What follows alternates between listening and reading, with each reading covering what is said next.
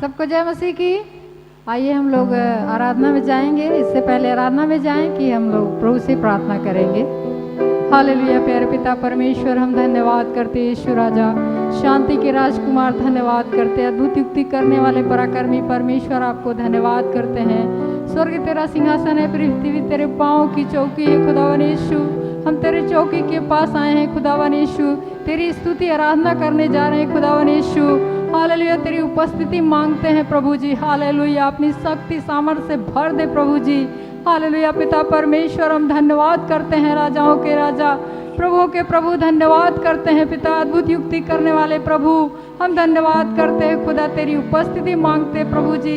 इस आराधना प्रार्थना के द्वारा बहुत से लोग छुटकारा पाने पाए खुदावन यीशु, बहुत से बीमार चंगे होने पाए खुदावन यीशु। हालेलुया पिता परमेश्वर, तेरी दया मांगते हैं खुदा, तेरी करुणा मांगते हैं प्रभु यीशु मसीह। हम धन्यवाद करते हैं खुदा, सारी आदर महिमा यीशु आपको देते यीशु नाम से मांगते हैं, आमीन। यीशु मसीह भरोसा मेरा, तू ही सहारा है मेरा। मुश्किल समय में तू ही दिलासा, साथ रहेगा तू सदा।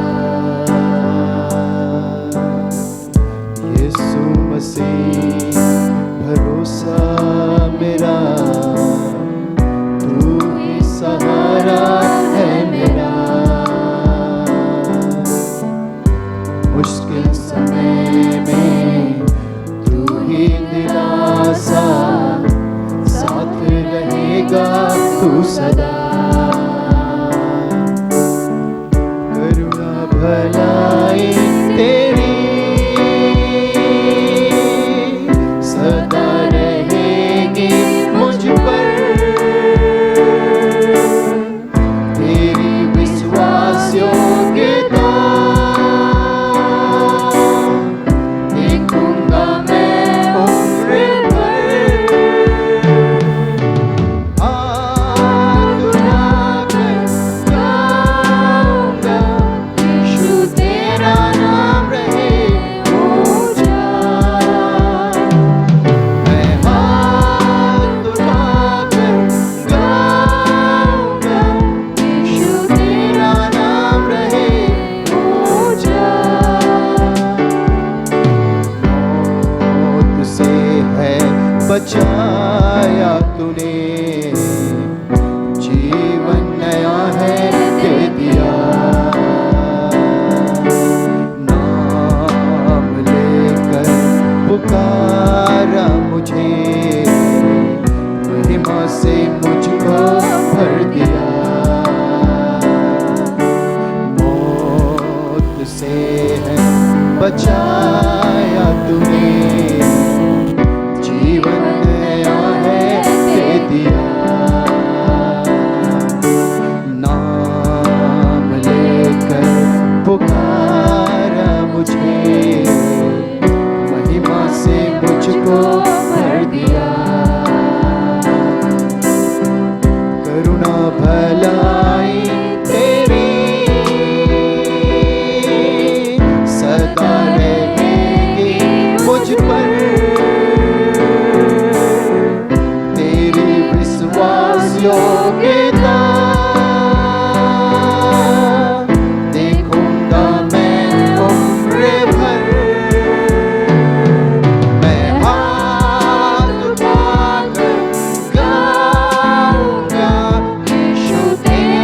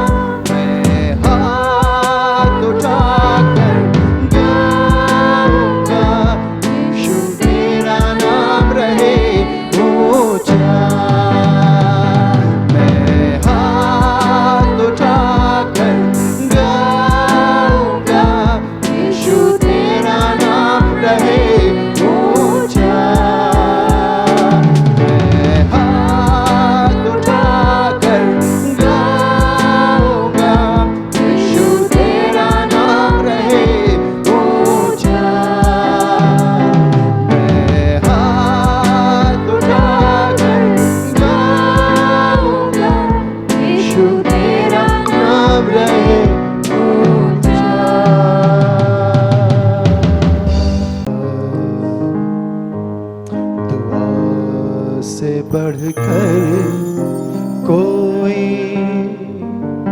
दवा नहीं,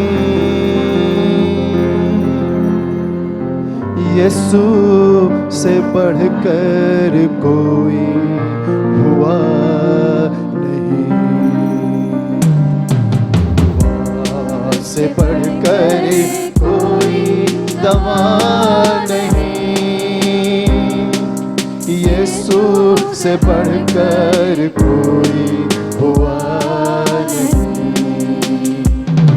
कबूल कर ली मेरे लिए सूली भी,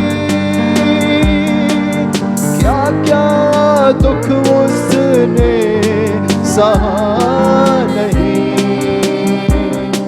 कबूल कर ली मेरे लिए सूली भी, क्या क्या दुख उसने सहा नहीं। कुप्पियों में और तेल भर लो कि अब और वक्त बचा नहीं, दुआ से बढ़कर कोई दवा नहीं, यीशु से बढ़कर कोई हुआ नहीं, दुआ से बढ़कर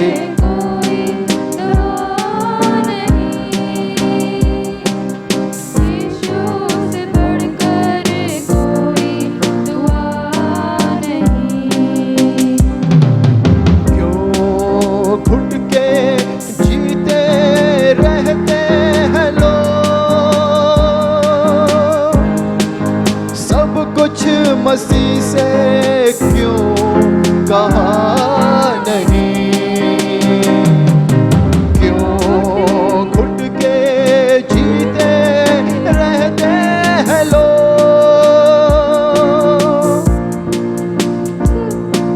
सब कुछ मसीह से क्यों कहा नहीं, जब तक मसीह को न दे दे ये जीवन, तब तक ये वफा नहीं, दुआ से बढ़कर कोई दवा नहीं, यीशु से बढ़कर कोई हुआ नहीं, दुआ से बढ़कर कोई दवा नहीं, यीशु से बढ़कर कोई दुआ नहीं। वो दोस्त भी है और रहनुमा भी, अपना तो कोई उसके सिवा नहीं, वो दोस्त भी है और रहनुमा भी, अपना तो कोई उसके सिवा नहीं, डाली बनकर उससे जुड़े रहो, कोई पेड़ उसके बगैर फला नहीं, दुआ से बढ़कर कोई दवा नहीं, यीशु से बढ़कर कोई हुआ नहीं, दुआ से बढ़कर कोई दवा नहीं, यीशु से बढ़कर कोई कबूल कर ली मेरे लिए सूली भी,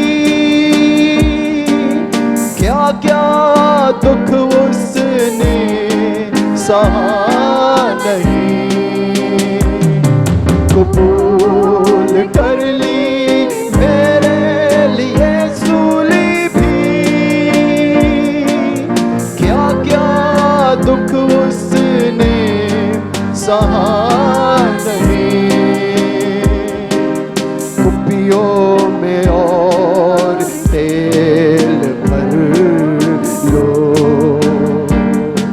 कि अब और वक्त बचा नहीं।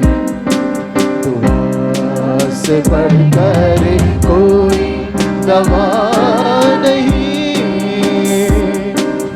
यीशु से बढ़कर कोई हुआ नहीं, यीशु से बढ़कर कोई हुआ नहीं। मेरे जीवन में यीशु तेरा नाम जलाल पाता रहे। मेरे जीवन में यीशु तेरा नाम जलाल पाता रहे। मेरे जीवन में यीशु तेरा नाम जलाल पाता रहे। मेरा उठना बैठना चलना तुझे आता रहे। मेरे जीवन में यीशु तेरा नाम जलाल पाता रहे। मेरे जीवन में यीशु तेरा नाम जलाल पाता रहे। बेमिसाल है तू, मैं मिसाल बनूं, तू कामिल है मैं भी कमाल बनूं। बेमिसाल है तू, मैं मिसाल बनूं, तू कामिल है मैं भी कमाल बनूं। बेमिसाल है तू, मैं मिसाल बनूं, तू कामिल है मैं भी कमाल बनूं। बेमिसाल है तू, मैं मिसाल बनूं, तू कामिल है मैं भी कमाल बनूं। दुनिया का नूर है यीशु, तेरी राहें सजाता रहे। दुनिया का नूर है यीशु, तेरी राहें सजाता रहे। मेरा उठना बैठना चलना तुझे आता रहे। मेरे जीवन में यीशु तेरा नाम जलाल पाता रहे। मेरे जीवन में यीशु तेरा नाम जलाल पाता रहे। मेरे सोचों में तू, मेरे ख्वाबों में तू, मेरे सारे सवालों जवाबों में तू। मेरे सोचों में तू, मेरे ख्वाबों में तू, मेरे सारे सवालों जवाबों में तू। मेरे सोचों में तू, मेरे ख्वाबों में तू, मेरे सारे सवालों जवाबों में तू। मेरे सोचों में तू, मेरे ख्वाबों में तू, मेरे सारे सवालों जवाबों में तू। जब भी तुझे पुकारूं, तेरा रूह मुझ पे आता रहे। जब भी तुझे पुकारूं, तेरा रूह मुझ पे आता रहे। मेरा उठना बैठना चलना तुझे आता रहे। मेरे जीवन में यीशु तेरा नाम जलाल पाता रहे। मेरे जीवन में यीशु तेरा नाम जलाल पाता रहे। मेरे जीवन में यीशु तेरा नाम जलाल पाता रहे। मेरे जीवन में यीशु तेरा नाम जलाल पाता रहे। मेरा उठना बैठना चलना तुझे भाता रहे।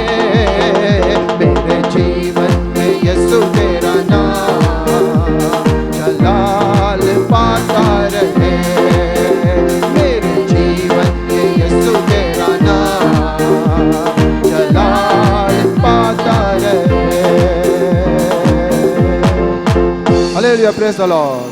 जीवन की, तू मेरे जीवन की रोटी है, तू मेरे जीवन का पानी है। बोलेंगे हालेलुया सब लोग, सब लोग बोलेंगे हालेलुया। अंशु जी बोलेंगे हालेलुया, हालेलुया। तू मेरे जीवन की रोटी है, तू मेरे जीवन का पानी है, तू मेरे जीवन की रोटी है, तू मेरे जीवन का पानी है।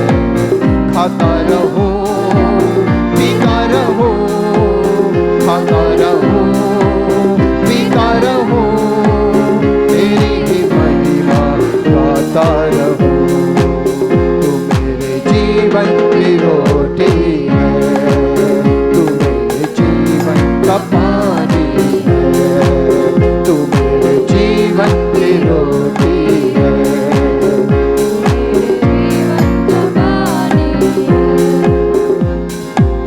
मुझको मिली है जिंदगानी है, मुझको मिली है जिंदगानी है।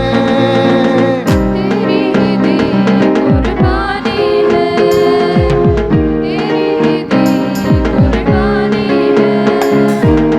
तूने मुझे नया जीवन दिया, तेरे लहू की ये निशानी है। तूने मुझे नया जीवन दिया, तेरे लहू की ये निशानी है। यीशुआ तू आ, तू आ जा रे, यीशुआ तू आ, तू आ जा रे, यीशुआ तू आ जा रे, यीशुआ। मेरे सिर पर हाथ तेरा, मेरे सिर पर हाथ तेरा, देता है हर पल साथ मेरा, देता है हर पल साथ मेरा। करता रहूं मैं तेरी बंदगी, तू है यहोवा पाक मेरा। करता रहूं मैं तेरी बंदगी, तू है यहोवा पाक मेरा। यीशुआ तू आ जा रे, यीशुआ तू आ जा रे, यीशुआ तू आ जा रे, यीशुआ तू आ। तू जीवन की रोटी है, तू मेरे जीवन का पानी है, तू मेरे जीवन की रोटी है, तू मेरे जीवन का पानी है, तू मेरे जीवन की रोटी है, तू मेरे जीवन का पानी है। खाता रहूं, पीता रहूं, खाता रहूं, पीता रहूं, तेरी ही महिमा गाता रहूं। तू मेरे जीवन की रोटी है, तू मेरे जीवन का पानी है, तू मेरे जीवन की रोटी है, तू मेरे जीवन का पानी है। हालेलुया, प्रभु की स्तुति हो। वचन को सुनेंगे और हमारे बीच में पास्टर पन्नालाल जी हैं, उनके द्वारा हम लोग वचन को सुनेंगे। प्रेज द लॉर्ड, प्रभु की स्तुति हो। हम लोग परमेश्वर के वचन से निकालेंगे यूहन्ना 9। आज हम लोग परमेश्वर के वचन से देखेंगे यूहन्ना 9 का अध्ययन करेंगे हम लोग।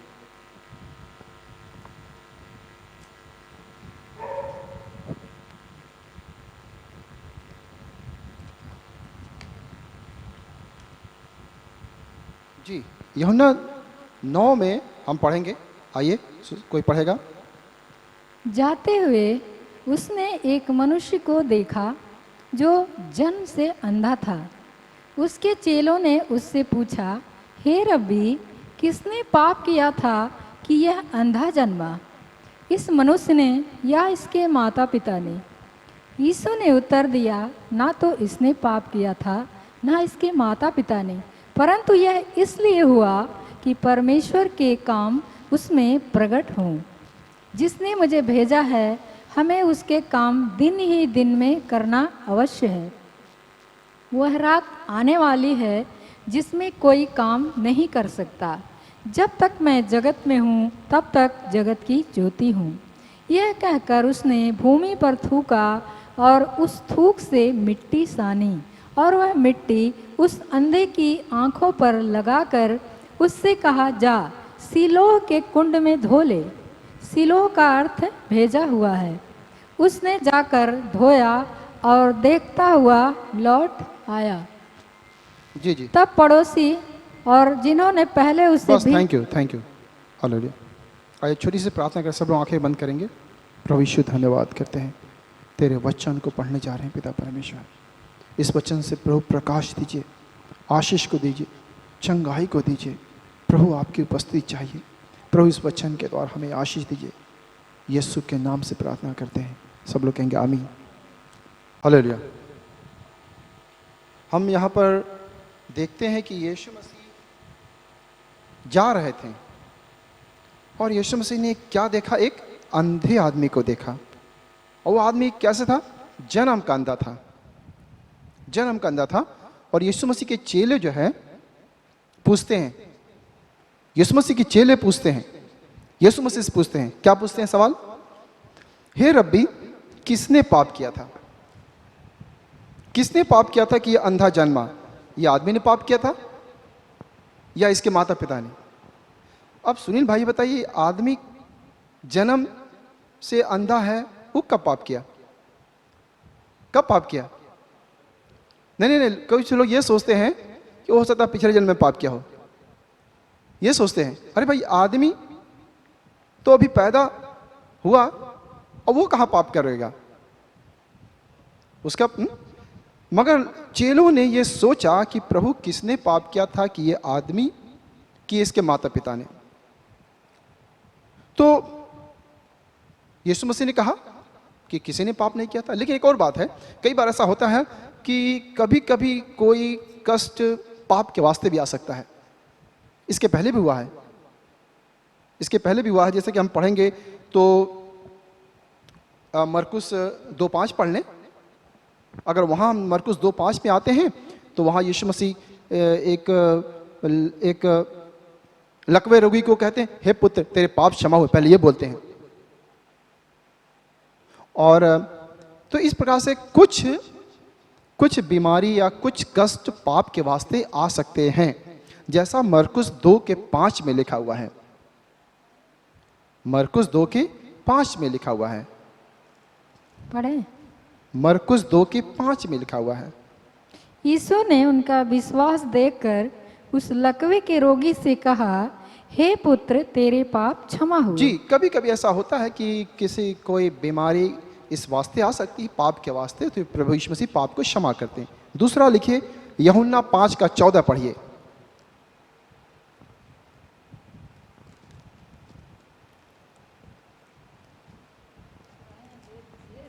यूहन्ना 5:14 पढ़ेंगे।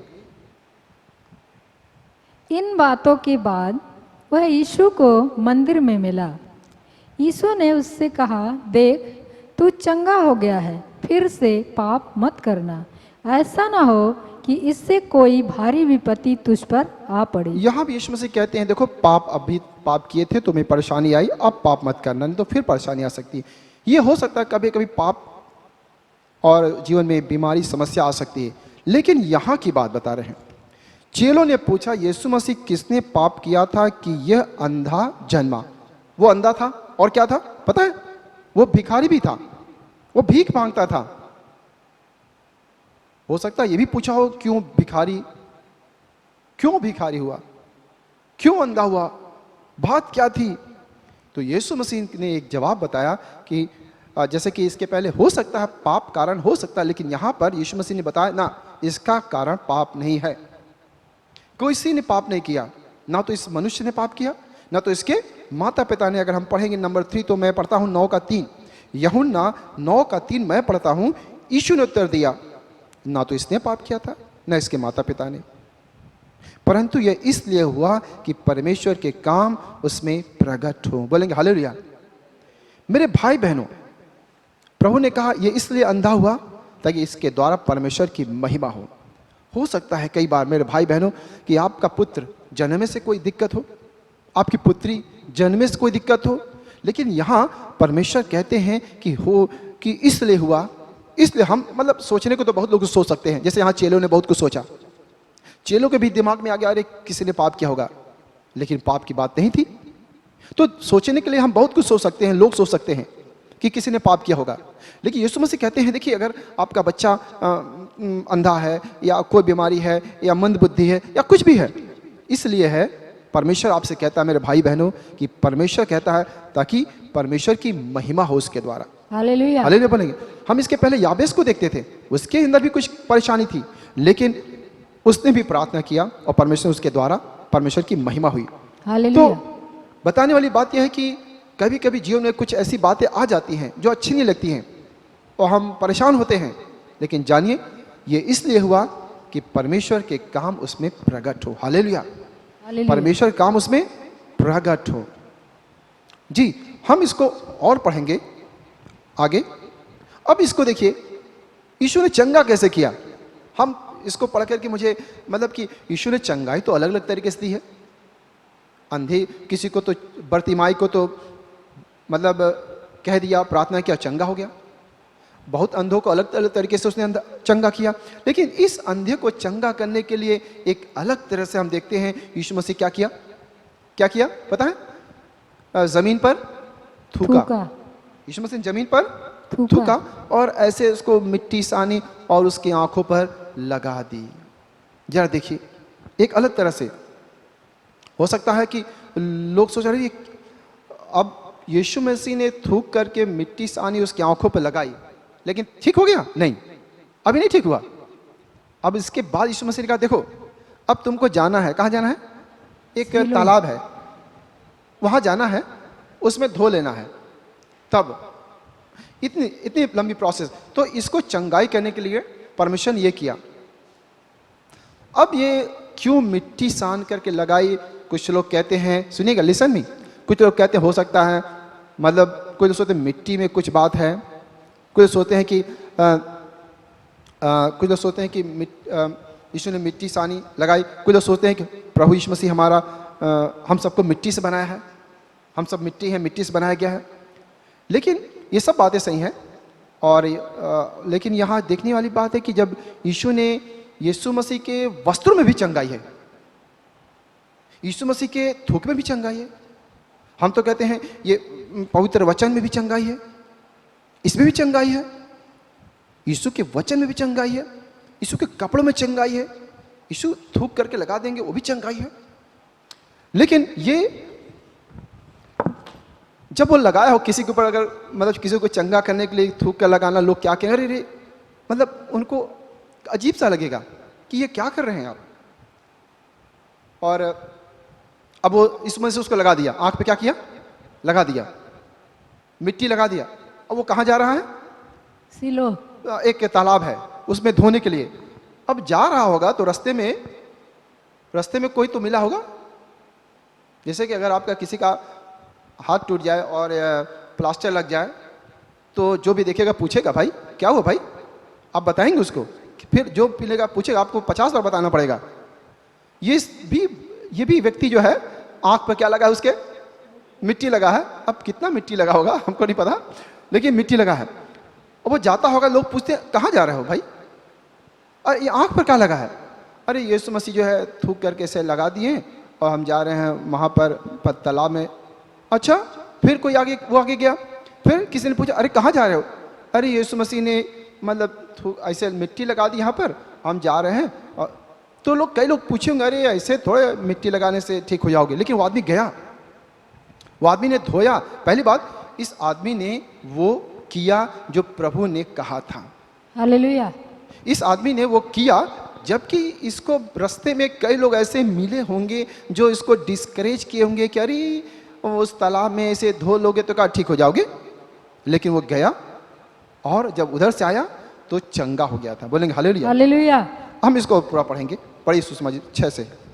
यह कहकर उसने भूमि पर थूका और उस थूक से मिट्टी सानी और वह मिट्टी उस अंधे की आंखों पर लगाकर उससे कहा, जा सिलोह के कुंड में धो ले। सिलोह का अर्थ भेजा हुआ है। उसने जाकर धोया और देखता हुआ लौट आया। तब पड़ोसी और जिन्होंने पहले अब देखता हुआ लौट आया, मतलब प्रभु यीशु मसीह के वस्त्रों में चंगाई है, प्रभु यीशु मसीह के वचन में चंगाई है। यीशु के कपड़ों को कोई छू देगा वो भी चंगा हो सकता है, वचन में भी चंगाई है। और इस व्यक्ति ने यीशु मसीह, एक और बात है, यीशु की बात को माना। क्या माना? कि गया, धोया और वापस आया और वो ठीक हो गया। परमेश्वर के वचन को जब आप मानेंगे, हो सकता है थोड़ा सा अटपटा आपको लगेगा, आप अगर दिमाग से सोचेंगे हो सकता है आपको नहीं समझ में आएगा, लेकिन जब हम उसको वचन को मानेंगे तो परमेश्वर हमारे जीवन में काम को करते हैं। बोलेंगे हालेलुया। हालेलुया। एक बात बताना चाहते हैं, अगर एक और बात है, अगर बुद्धिमान व्यक्ति को कहा जाए कुछ करने को, सुनिएगा गौर से, अगर बुद्धिमान व्यक्ति को कहा जाए कुछ करने को, ऐसा करने को, वो करेगा नहीं, वो नहीं करेगा। जेलिसन में एक आदमी था, वो सेनापति था, गौर करिएगा, एक आदमी था सेनापति था, उसको कोढ़ हो गया था। याद आ रहा है किसी को? जी। उसको कोढ़ हो गया था और वो जो है प्रभु के दास के पास जाता है कि, तो प्रभु के दास ने उसको जानते क्या कहा? प्रभु के दास ने उसको कहा, जाकर उस तालाब में डुबकी लगा लो 7 बार। और उसने कहा, हम तालाब में जाके डुबकी लगाएंगे? हमने सोचा था आएंगे, हाथ कैसे प्रार्थना करेंगे, मैं ठीक हो जाऊंगा। हाँ, नहीं करेंगे हम ऐसा। उसके नौकर ने समझाया, अरे सेनापति जी, प्रभु के दास कह रहे हैं तो बतिया मान लीजिए ना, डुबकी लगा लीजिए ना वो पानी में। मतलब, और बाद में उसने भी, हाँ जी लिसन, बाद में उसने भी डुबकी जब लगाई तो अद्भुत चमत्कार हुआ। हम इस वचन को पढ़ने जा रहे हैं। आइए हम इस वचन को पढ़ेंगे जो पाया जाता है दूसरा राजा 5। बड़ा इंटरेस्टिंग है, बहुत अच्छा है। दूसरा राजा 5 हम वहां देखते हैं नामान सेनापति। क्या नाम है? सब लोग बोलेंगे नामान सेनापति। क्या नाम है? नामान सेनापति है। और यहोवा ने इसको विजय भी दी है। आप लोग पढ़िएगा, मैं बताता रहूंगा। यहोवा ने इसको क्या दिया है? विजय दिया है। दूसरा राजा 5 का 1 से पढ़ेंगे। चलिए पढ़ लेते हैं। आराम के राजा का नामान नामक सेनापति अपने स्वामी की दृष्टि में बड़ा और प्रतिष्ठित पुरुष था, क्योंकि यहोवा ने उसके द्वारा अरामियों को विजयी दिया था। वह सूरवीर था। जी, आप लोग इसको अवश्य पढ़िएगा। दूसरा राजा 5 हम आपको सरल से बताने की कोशिश करते हैं। सेनापति नामान सेनापति थे, इनको कोढ़ हो गया था। फिर उनके घर में एक लड़की थी जो इज़राइल की आई हुई थी, इज़राइल की लड़की। उसने कहा, अरे नामान साहब, अगर हमारे इज़राइल में आप होते ना तो वहाँ पर एक दास है, एक भविष्यवक्ता है, एक प्रभु का दास है जिसका नाम एलीशा है। क्या नाम है?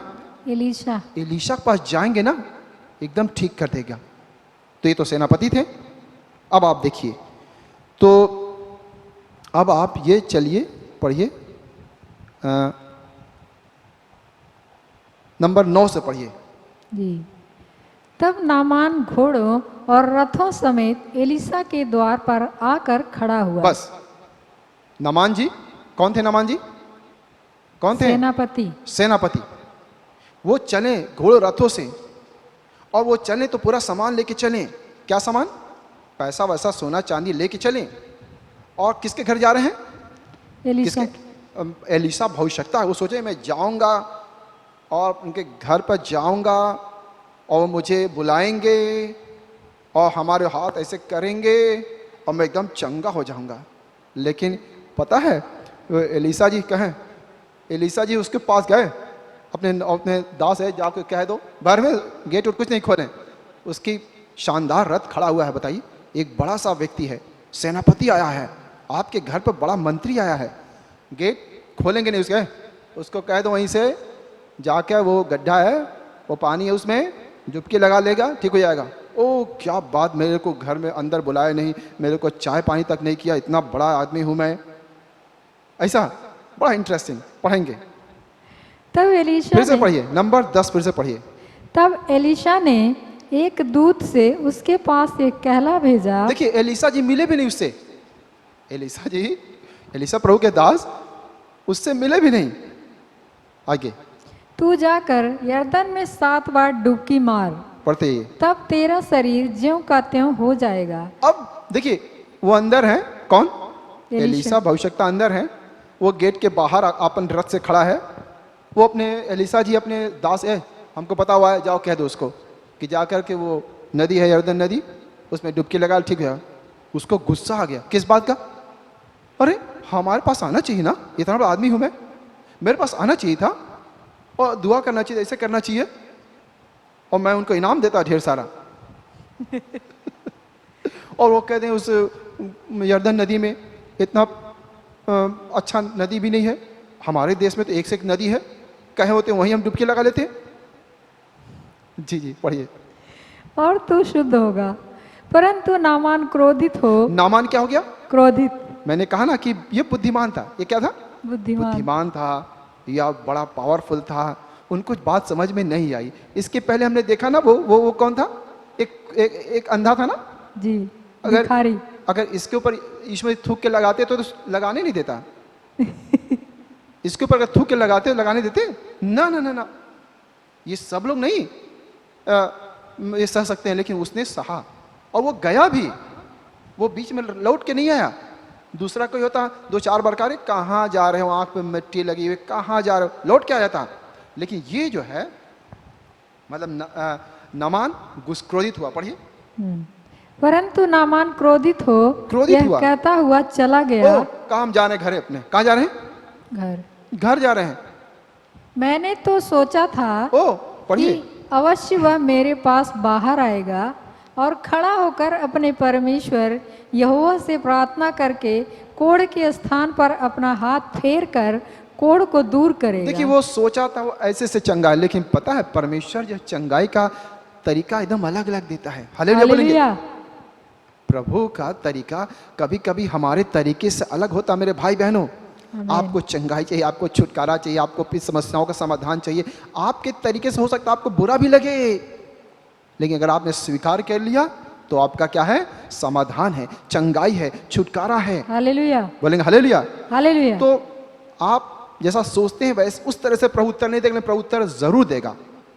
हो सकता है वो उत्तर आपको पसंद ना आए, लेकिन आपका काम बन जाएगा अगर आपने उसको मान लिया। मेरे भाई बहनों, तो इनको बुरा लगा और ये सोचें कि अरे क्या, मैं तो सोचता तो आएंगे सबके लिए तो प्रार्थना करते हैं, कह देते हैं, और मुझको कह रहे हैं जाओ और पानी में डुबकी लगाने के लिए, मैं जा रहा हूँ। आगे क्या दमिश्क की अबाना और पर्पर नदियां इस्राएल के सब जलाशयों से उत्तम नहीं अब है? अब वो अपना दिमाग लगाने लगा, अरे मेरे देश की नदियां तो इससे साफ हैं, सुंदर हैं, और उसमें हम डुबकी लगा लेते हैं, ये इतना गंदा पानी है, उसमें हम जाके डुबकी लगाएंगे।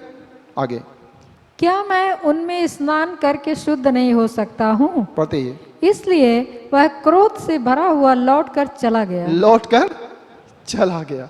तब उसके अब सोचिए अगर वो लौट के एकदम चला गया होता, लेकिन पता है उसका जो नौकर था, ये मतलब उसका नौकर मतलब किसका? सेनापति का नौकर। उसने समझाया, अरे सेनापति जी, आपको कौन बड़ा काम तो कहा नहीं करने के लिए, कर लीजिए ना, कर लीजिए ना। उसको समझाया, बड़ा अच्छा व्यक्ति था, समझाया और वो समझ भी गया है। पढ़िए। तब उसके सेवक पास आकर कहने लगे, सेवक पास आकर कहने लगे, हे हमारे पिता, यदि भविष्यवक्ता तुझे कोई भारी काम करने की आज्ञा देता तो क्या तू उसे न करता? अरे अगर आपको भारी काम देता तो क्या होता? भारी काम माने जैसे और कठिन चीज कहता करने के लिए कि आपको जो है उस पैदल चलना उस पहाड़ पर, ऐसा बोल देता, तब क्या होता? तब तो और दिक्कत थी आपकी। आपसे बस कहा जाके पानी में डुबकी लगाने को बोला ना 7 बार, कर लीजिए ना। पढ़िए। फिर जब वह कहता है कि स्नान करके शुद्ध हो जा, तो कितना अधिक इसे मानना चाहिए। जी रुकिए, इधर देखिए, आप इसको पढ़िए घर पर। तो उसके नौकरों ने समझाया। किसने समझाया?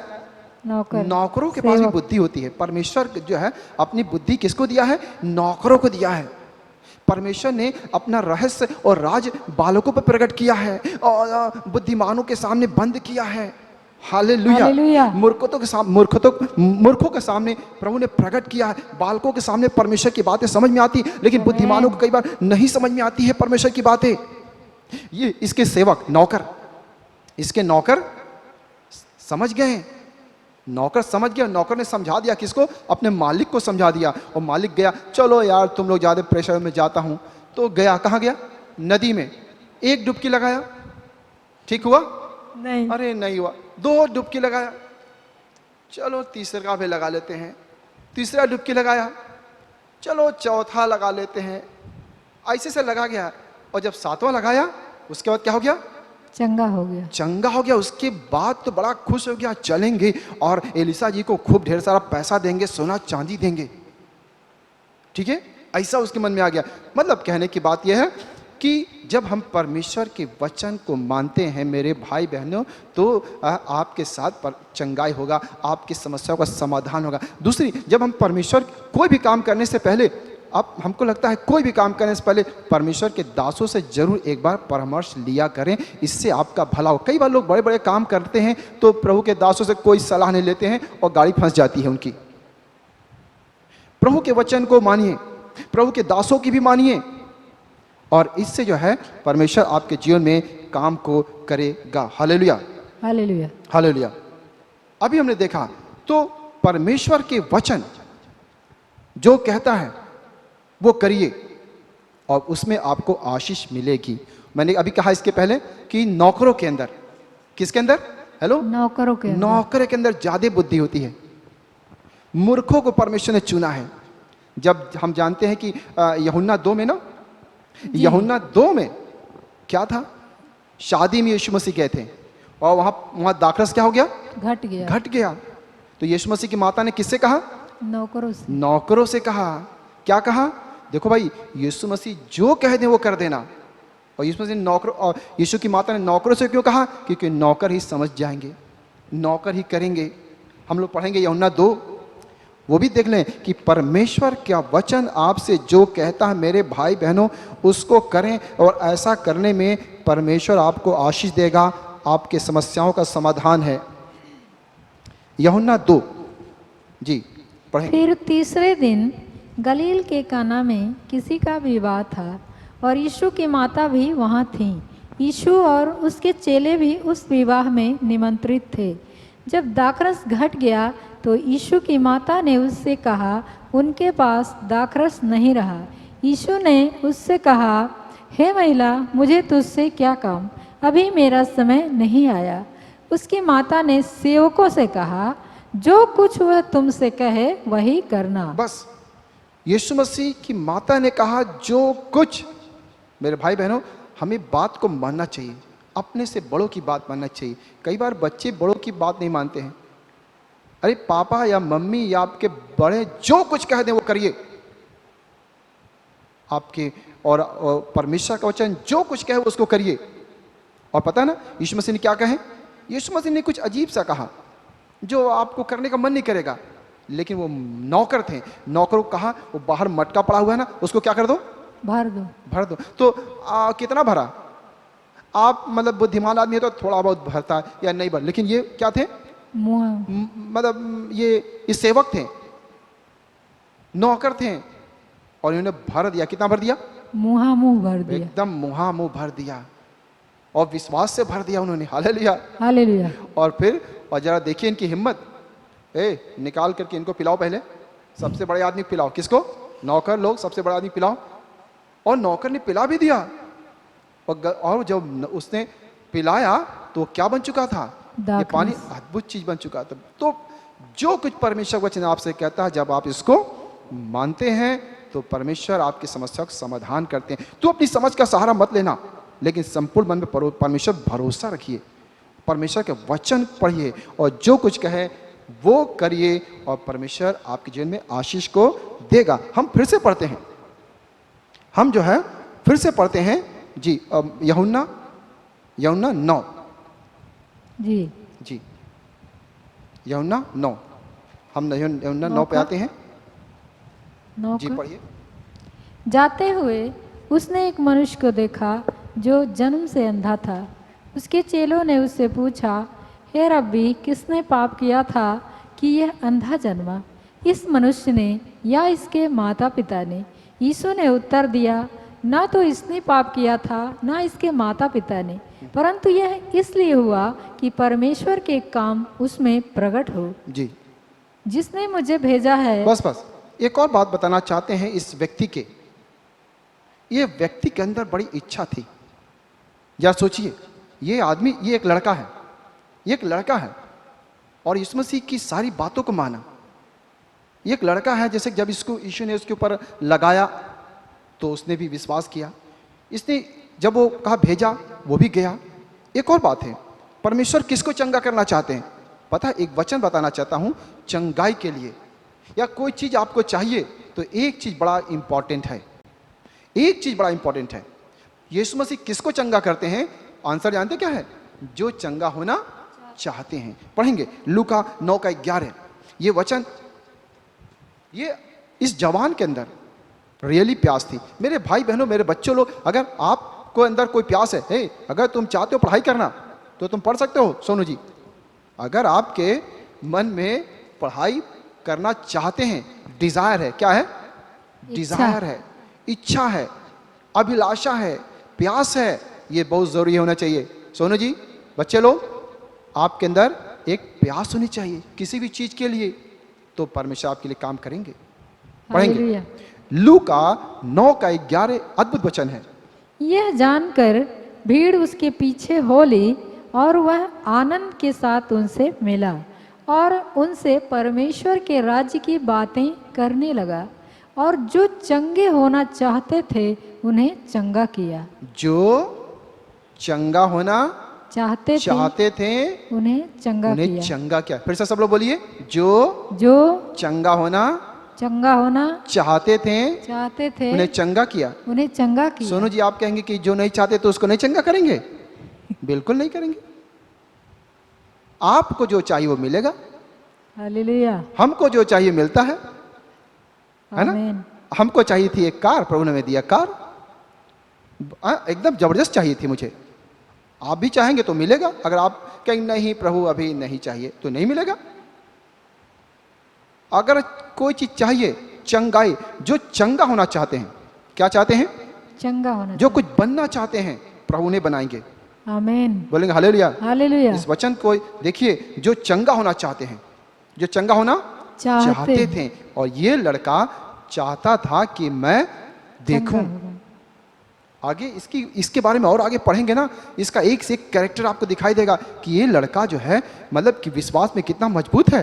बिल्कुल अंधा है, बिल्कुल भिखारी है, लेकिन इसके अंदर विश्वास भी है। तो जो कुछ भी आपको चाहिए, मतलब परमेश्वर तब आपको देंगे।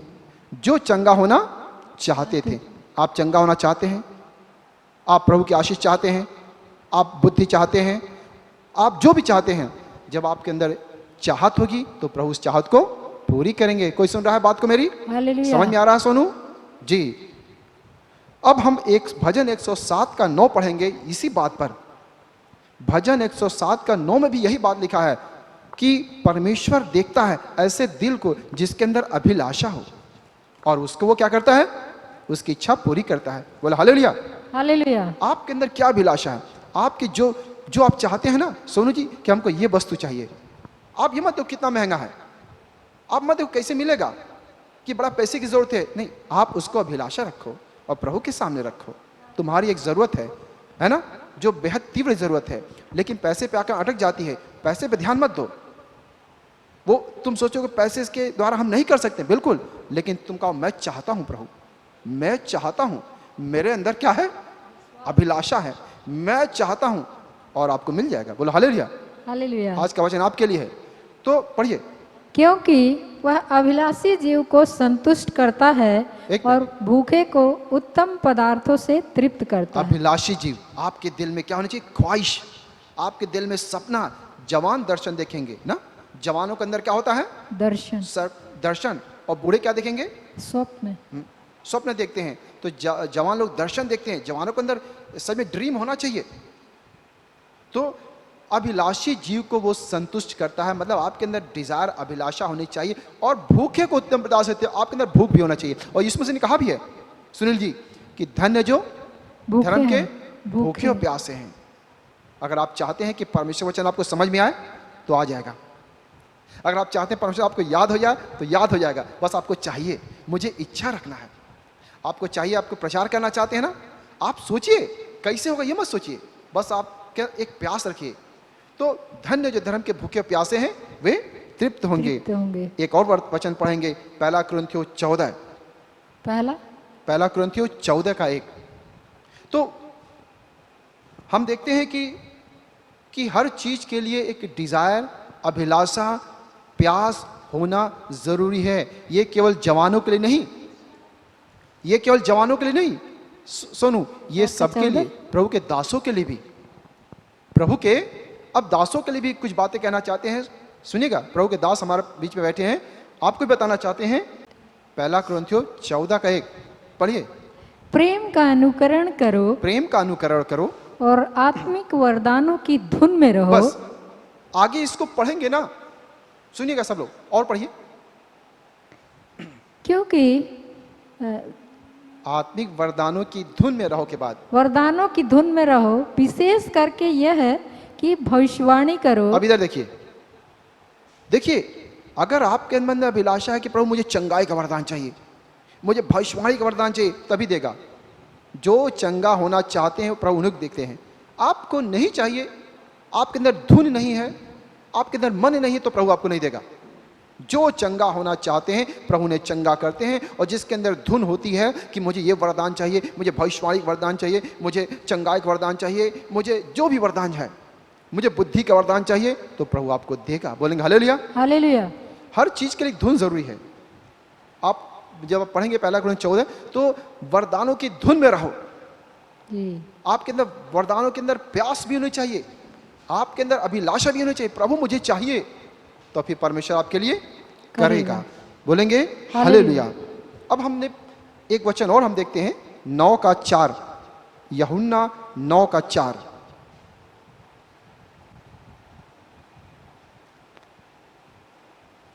पढ़ें जी।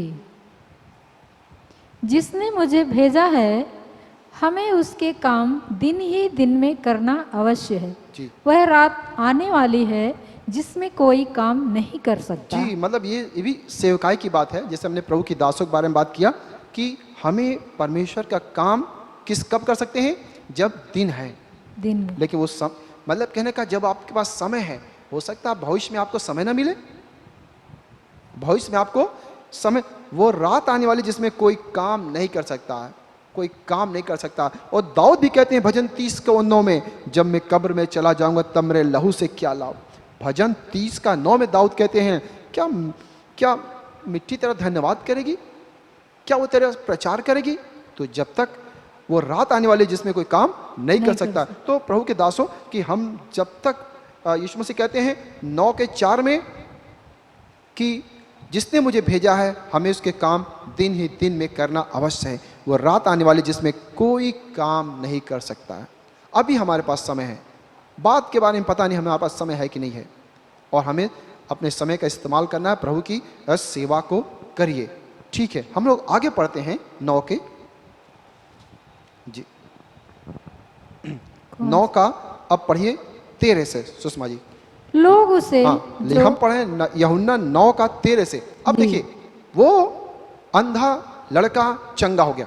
इधर देखिए मेरी तरफ, वो अंधा लड़का चंगा हो गया। किस प्रकार से प्रभु ने चंगा किया, क्योंकि उसके अंदर क्या थी, अभिलाषा थी। अब लोग पूछने लगे उससे, लोग उसको देखते थे, कहते अरे ये वही अंधा है जो भीख मांगता था। क्या करता था, भीख मांगता था। तो कोई कहता था लग तो रहा है वही है, पता नहीं वही है कि कोई और है। तो कई लोग उस पर समझ नहीं पाते है कौन। पढ़ेंगे 9 का 13 से। लोग उसे जो पहले अंधा था फरीसियों के पास ले गए। जिस दिन यीशु ने मिट्टी सान कर उसकी आंखें खोली थी वह सब्त का दिन था। फिर फरीसियों ने भी उससे पूछा कि उसकी आंखें किस रीति से खुल गई। उसने उनसे कहा, उसने मेरी आंखों पर मिट्टी लगाई, फिर मैंने धो लिया और अब देखता हूँ। इस पर कुछ फरीसी कहने लगे, यह मनुष्य परमेश्वर की ओर से नहीं, क्योंकि वह सब्त का दिन नहीं मानता। दूसरों ने कहा, पापी मनुष्य ऐसे चिन्ह कैसे दिखा सकता है। अतः उनमें फूट पड़ गई। उन्होंने उस अंधे से फिर कहा, उसने तेरी आंखें खोली है, तू उसके विषय में क्या कहता है। उसने कहा, वह भविष्यवक्ता है। अब देखिए, यीशु मसीह ने अद्भुत एक चमत्कार किया था, लेकिन कई लोग जो है फरीसियों को उसमें कमी नजर आ रही थी। यीशु मसीह ने इतना बड़ा काम किया, लेकिन कुछ लोग को कमी नजर आ रही थी। और नीचे आप पढ़ेंगे तो फरीसी समझते हैं ये आदमी अच्छा नहीं है, ये इसके अंदर ये कमी है, ये इसके अंदर ये कमी है। आप देखेंगे आगे फरीसी लोग यीशु मसीह कमी निकाल लेते हैं। कुछ लोग कहते हैं ये आदमी अच्छा नहीं है, ये परमेश्वर की ओर से नहीं है। मगर ये लड़का जिसके साथ परमेश्वर ने चमत्कार किया, ये बोलता नहीं वो परमेश्वर की ओर से है, वो भविष्यवक्ता है। ये लड़का विश्वास कर रहा था, है ना। और भी आप नीचे देखेंगे उससे ये सवाल कितनी बार पूछा जाता है, ए तुम्हारी आंख कैसे ठीक हो गई, ए तुम्हारी आंख कैसे ठीक हो गई। एक बार नहीं, कई बार लोगों ने उससे सवाल किया, लेकिन ये लड़का बताता था अपनी बातें, एकदम बताया। जबकि इसके माता पिता डर गए, नहीं बताते थे, माता पिता डर गए। लेकिन ये लड़का विश्वास से सब कुछ बताता रहा और सब कुछ बताता रहा। फरीसियों को बताया कि यीशु मसीह ने मुझे चंगा किया। एक बार नहीं, बार बार लोगों ने हालेलुया। उसको 4 बार पूछा कि बताओ। और फिर उसके माता पिता से बोला, ये तुम्हारा बच्चा अंधा जन्मा था कि ये तुम्हारा लड़का है ना, अंधा जन्मा था कि झूठ बोल रहा है। ये नहीं, ये अंधा जन्मा था। तो पूरी बात इसमें लिखी हुई है। अब लोगों ने क्या किया, उस अंधे आदमी को, अंधे लड़के को क्या किया पता है। चलो तुम भी एकदम, तुम्हारा दिमाग खराब हो गया है, चलो यहाँ छाड़ो। तुम उसको भगा दिया लोगों ने। तो क्या किया, भगा दिया, समाज से निकाल दिया। फिर पता है लोगों ने तो उसको निकाल दिया, लेकिन यीशु ने उसको बुला लिया, यीशु ने उसको अपना लिया। अब आप पढ़ेंगे उसी 9 के 35 पढ़िए। यीशु ने सुना, 9 के 35 में हेडिंग में क्या लिखा है आपके, आत्मिक अंधापन। कैसा अंधापन, आत्मिक अंधापन। पढ़िए। यीशु ने सुना कि उन्होंने उसे बाहर निकाल दिया हो है। सकता है लोग आपको बाहर निकाल दे जब सच्चाई के रास्ते पे चलेंगे। और हो जब सकता है, रुकिए ना, हो सकता है कोई आपको बाहर निकाल दे। आपके दोस्त लोग आपको बाहर निकाल देंगे अपनी कंपनी से, अब तुम मेरे लायक नहीं हो। आपके रिश्तेदार आपको निकाल देंगे बाहर, क्योंकि आप सच्चाई के रास्ते पे हैं। आपको निकाल सकते हैं बाहर। आपके और भी लोग आपको कहेंगे तुम अच्छे नहीं हो, क्योंकि आप सच्चाई के रास्ते पे चल दिए। लोगों ने उसको निकाल दिया, लेकिन खास बात यह है कि यीशु मसीह उसके पास आया, उससे मुलाकात किया और यीशु मसीह ने उसको और भी आशीष दिया। उसको चंगाई तो दिया था, उसको छुटकारा भी दिया। और मुझको तो लगता है बिल्कुल भिखारी था, प्रभु ने उसको और भी आशीष दिया, भिखारीपन दूर किया, कंगालपन दूर किया। यीशु मसीह ने उसके दोबारा यीशु मसीह मिला, उसको और भी आशीष दिया। पढ़िए। और जब उससे भेंट हुई तो कहा, क्या तू परमेश्वर के पुत्र पर विश्वास करता है। मैंने कहा इस लड़के का, ये लड़का के अंदर विश्वास था, ये चंगा होना चाहता था। इस लड़के के अंदर प्रभु के लिए प्यास थी। और यीशु मसीह से पूछते हैं क्या, पढ़िए। उसने उत्तर दिया, हे प्रभु, वह कौन है कि मैं उस पर विश्वास करूं। यीशु ने उससे कहा, तूने उसे देखा भी है, और जो तेरे साथ बातें कर रहा है वह वही है। उसने कहा, हे प्रभु, मैं विश्वास करता हूँ, और उसे दंडवत किया। तब यीशु ने कहा, मैं इस जगत में न्याय के लिए आया हूँ, ताकि जो कोई नहीं देखते वे देखें, और जो देखते हैं वे अंधे हो जाए। जो फरीसी उसके साथ थे, उन्होंने ये बातें सुनकर उससे कहा, क्या हम भी अंधे हैं। बस अब इसको आप पढ़िएगा। देखिए, अंधे कई बार ये भी होता है कि हमारे आंख भी हो फिर भी हमें दिखाई नहीं दे, ये भी हो सकता है सोनू। ये तो सबसे बड़ा डेंजरस है। अंधा होना तो ठीक है, लेकिन आंख है फिर भी अंधे हैं, ये तो मोर डेंजरस, ये तो बड़ा और बड़ी बात है। खतर मतलब ये तो छोटी सी बीमारी है कि अंधा, इस शारीरिक, एक तो शारीरिक अंधापन, लेकिन आत्मिक अंधापन तो और खराब चीज है। आज भी हो सकता है कि हम लोग पास आंखें हो सकता है आप लोग अंधे ना हो जो सुन रहे हो, सबके पास आंखें हो, लेकिन ये भी हो सकता है कि आप अंधे हो, आपके पास आंख हो लेकिन फिर भी अंधे हो। हो सकता है कि आपको दिखाई नहीं देता हो सकता है आपकी आंखों पर पर्दा पड़ा हो, और ये हो भी सकता है। और यीशु मसीह इसलिए आया ताकि हमारे आंखों से पर्दा हटाए, हमें सच्ची ज्योति दे, हमें हमारे जीवन से अंधकार को दूर करे। अगर हम पढ़ेंगे 2 कुरिन्थियों 4:4।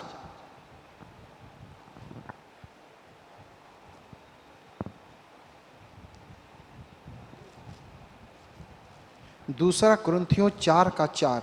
और उन अविश्वासियों के लिए जिनकी बुद्धि इस संसार के ईश्वर ने अंधी कर दी है, ताकि बस इस संसार का ईश्वर ने क्या किया है? अंधी कर दी है। आंख तो है, दिखाई नहीं देता। ये संसार की बातें हमें अंधी बना सकती हैं, ये संसार की बातें अंधी बना सकती है हमें। अगर फिर उसी में पढ़ेंगे 3:14-15 पढ़िए, 2 कुरिन्थियों 3:14-15। परंतु वे मतिमंद हो गए, क्योंकि आज तक पुराना नियम पढ़ते समय उनके हृदयों पर वही पर्दा पड़ा रहता है। हृदयों पर पर्दा पड़ सकता है, हो सकता है कि आज भी आपके हृदय में पर्दा पड़ा हो, लेकिन यीशु मसीह इसलिए आया ताकि आपके आंखों में ज्योति दे सके। लेकिन एक और बात है, जब आप चाहेंगे तभी वो ज्योति देगा, जब आप चाहेंगे तभी आपको ज्योति देगा। प्रभु आपको रास्ता दिखाएगा। आप देख सकते हैं दाऊद भी ऐसे कहते हैं, प्रभु मेरी आंखों में ज्योति दे। वो तो अंधे नहीं थे, आंख से दिखाई देता था। भजन 13:3 में जब पढ़ेंगे तो लिखा है, दाऊद प्रार्थना करते हैं, मत पढ़िए आप, बस रहने दिए। दाऊद जो है भजन 13:3 में है, आप पढ़ लीजिएगा कि वो कहते हैं, प्रभु मेरी आंखों में ज्योति दे, नहीं तो मैं मृत्यु की नींद मुझे आ जाएगी। और दाऊद ये भी कहते हैं भजन 119:18 में कि हे प्रभु मेरी आंखें खोल दे कि मैं तेरी व्यवस्था की अद्भुत बातें देख सकूं। बोलेंगे हालेलुया। तो में हम देखा प्रभु चंगा करते हैं। हो सकता है कि आप के शारीरिक अंधा ना हो सकता है आपकी आंख सही मतलब शारीरिक अंधापन नहीं, लेकिन आत्मिक अंधापन होगा। हो सकता है आंखें सही हैं, लेकिन ये भी हो सकता है कि आपके पास आपकी आंखों पर पर्दा पड़ा हो, संसार का अंधापन हो या आत्मिक अंधापन हो, वो भी दूर प्रभु यीशु मसीह कर सकते हैं अगर आप प्रार्थना करेंगे। Hallelujah, hallelujah. प्रार्थना करेंगे, जब ये अंधापन हट जाएगा तो हम वचन को पढ़ने आ जाएगा, प्रार्थना करने आ जाएगा। बोलेंगे हालेलुया। हालेलुया। प्रभु को आप देख सकते हैं, प्रभु को आप समझ सकते हैं, आपके जीवन में शांति आ जाएगी। हालेलुया। हो सकता है आप बाइबल को पढ़ते हो लेकिन फिर भी पर्दा पड़ा हो, जैसे हमने देखा अभी हम देखा ना 2 कुरिन्थियों 3:14-15 में, वो पुराने हम पढ़ तो रहे हैं लेकिन पर्दा पड़ा है। वो बाइबल तो पढ़ रहे हैं लेकिन फिर भी आंखों पर पर्दा पड़ा है। तो हमारी जरूरत है मेरे भाई बहनों, प्रभु से प्रार्थना करें। हालेलुया। प्रभु से प्रार्थना करें कि प्रभु मेरी आंखें खोल दे, प्रभु मुझे आंखों में ज्योति दे। इस वचन से प्रभु आप सबको आशीष दे। आंख बंद करेंगे।